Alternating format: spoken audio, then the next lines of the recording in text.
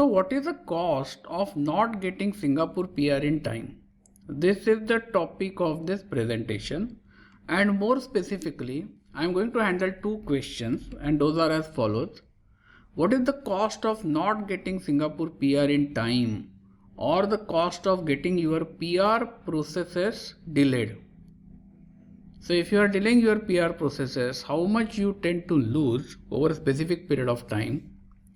And the second part of this question is that why I should pay consultancy charges to an external consultant for PR filing services. So many people will ask us that PR I can do it myself, so why do I need a consultant?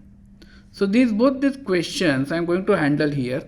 In the first part, I am trying to quantify the amount of loss, and then we will go to the second part.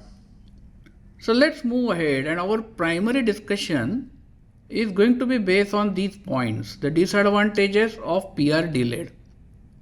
And basically the points are very clear from here. There is uncertainty while on employment pass, your spouse cannot work, you cannot buy a house, or you need to pay ABSD for buying the house, your kids can't join local school, international schools are costlier and may not be competitive, you cannot easily start business, retirement benefits you are not part of that of CPF, and there are no subsidized medical facilities. So let's evaluate these points one by one, and we will try to arrive at a conclusion.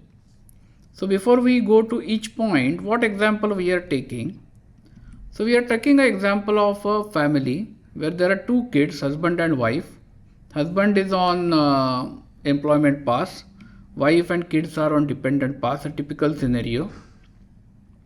And what they do is they decide to file PR themselves, and the processing time is expected to be 9 months from today. The PR gets rejected, and again after 1 year they will file the PR and it might get approved in another 9 months. That is scenario 1. And scenario 2 is that they use external consultant to ensure all their documents are correct, their profile is properly highlighted, and in the first attempt itself their PR is approved. Now I am not implying here that using a consultant is always a guaranteed way to success, because there are many variables. But we will come to that again after some time. So basically in this scenario 1 and scenario 2, there is a 21 months delay, because after first rejection the family is going to wait for 1 year, that is 12 months, and going to take another 9 months for the approval of PR. So that is what 21 month delay is our time period for which we will calculate the lost cost.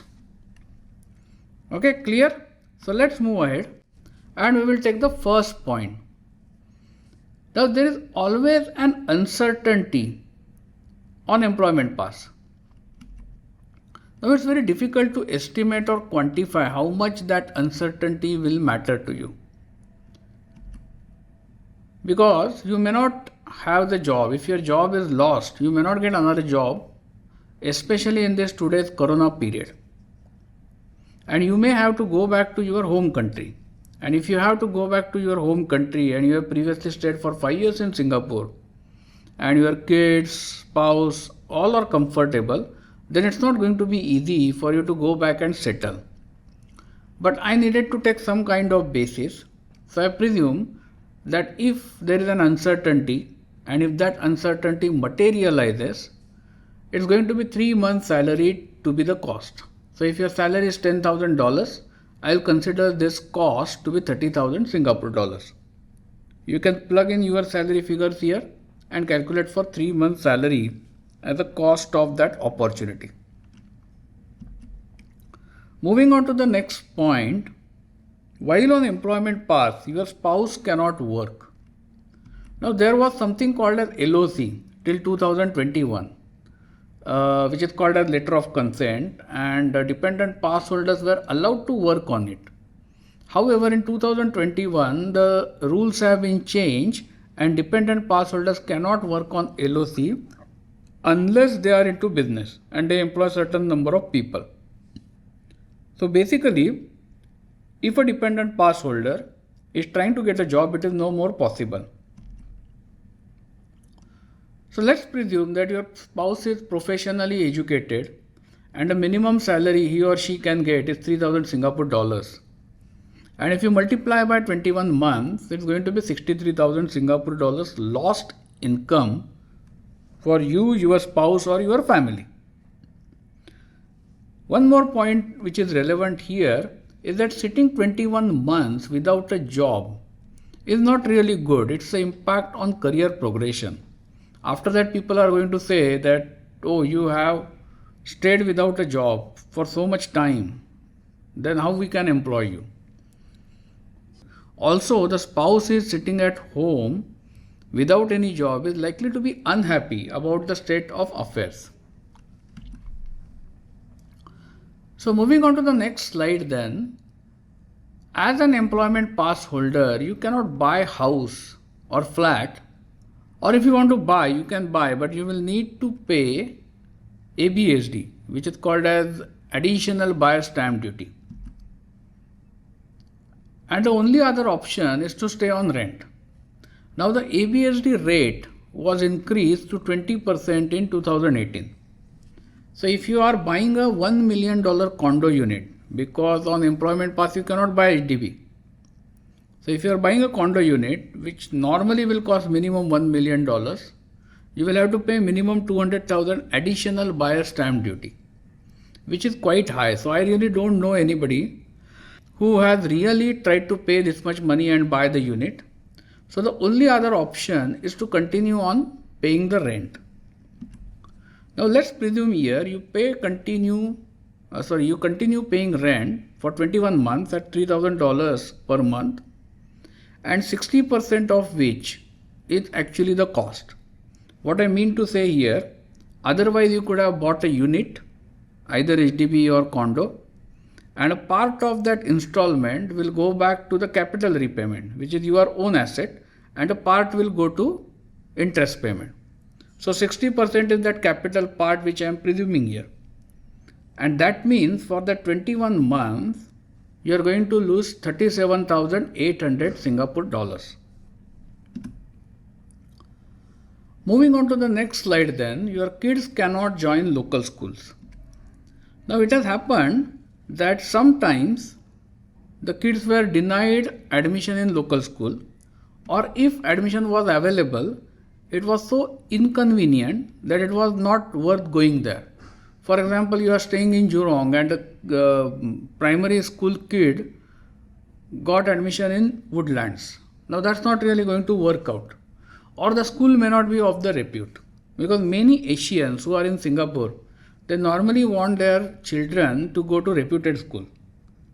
And that is more important. So as a result, it is possible that you may be forced to put your kids into international school. Now, international schools fees per month are generally 2,500 Singapore dollars if you consider everything, like tuition fees plus ECA, CCA, and there are so many things over there. But on an average, you will end up paying 2,500 Singapore dollars. But as a PR, you would have paid 205 Singapore dollars. So for two kids, this cost is 2,500 minus 205 into two children into 21 months. That is 96,390 Singapore dollars. So the education cost is really high, especially if you are putting your children into international schools. So at this point of time, I will like to tell about my case. Now my son goes to Raffles Institution, which is possibly the number one school in Singapore. And my daughter goes to Henry Park Primary School, which is also in top 10. And my son, as a Singapore citizen, his fees is something like 300 Singapore dollars, but government gives him 100% scholarship. So I don't have to pay anything for his fees. And my daughter fees is only $10, and that also is paid from her EduSave account. So technically, I don't pay any fee for both of my kids. Moving on to the next slide then, international schools quality may not be best. So many parents put their children in international school, And there are many international schools, like there is GIS for Indians, and there is Australian school, and there is American school, and there is UWCAC or something like that. But the competition generally tend to be low in those schools. And Singapore's education system is considered to be best quality in terms of maths and sciences. Now many Asian parents will try to get into best schools. But what happens is majority of expats, even if their kids get admission to local school, they cannot really decide with confidence because they are not sure if they will be staying here in Singapore for long or not. Now moving on to the next slide, another disadvantage is that you cannot start your own business. So EP is always restrictive, and while on EP you are always expected to be in the job. Now technically it is possible. You could incorporate a company, you can become a director of the company, and you can start the business. That's not difficult. However, what happens, because of this always uncertainty in mind, most of the EP holders will not explore that route.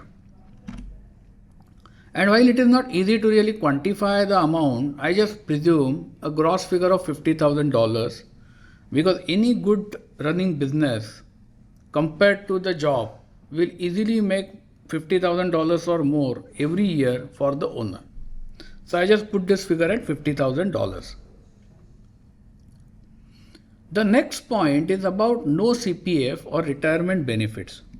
So when you are on permanent residency, you are subject to CPF. And that CPF amount, there is an employer contribution, employee contribution is put it into your retirement fund. Now this fund is not applicable for EP holders. So obviously you will not get it. But it's not very easy to calculate the amount, because not being part of CPF doesn't mean that you are not planning for your retirement. You may have your own retirement saving plans in terms of property or any other investment. So I just highlighted that there is a benefit of compulsory provident fund, but I won't put any amount on this specific point. And the last point here is no medical subsidies. So as a PR holder, if any emergency happens or any hospitalization is required, you are covered by the subsidized rate at government hospitals. This may not matter to young families because they typically don't tend to get any kind of medical issues unless it is a matter of accident or something like that. But in general, as you get older, these things will start becoming relevant for you.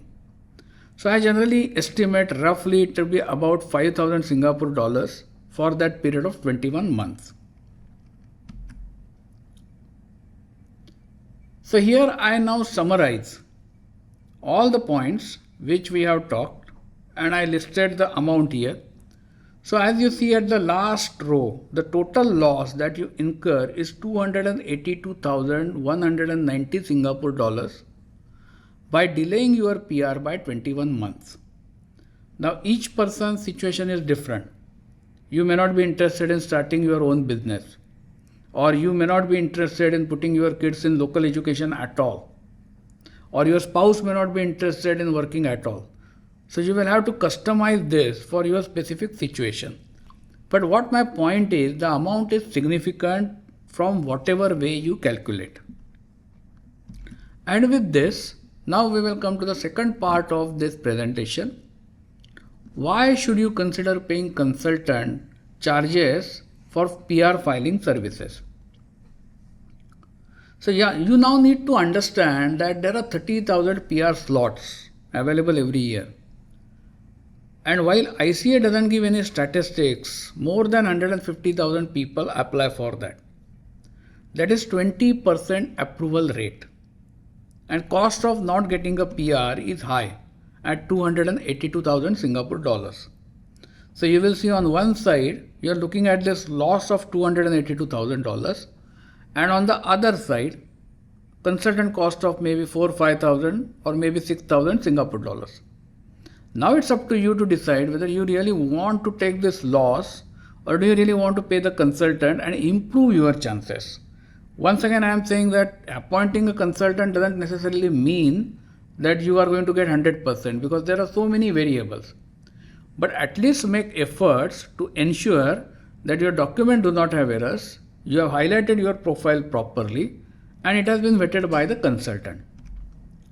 See, the point is, situation is not like 10 years back, where you could just walk into, ICA building, casually apply for PR and get it. The competition is significant, and I think considering the cost and the potential loss, it is best to engage a consultant in today's time for your PR application. Thank you for watching this video. Please subscribe to our channel today. PR Application is a leading immigration consultancy company in Singapore.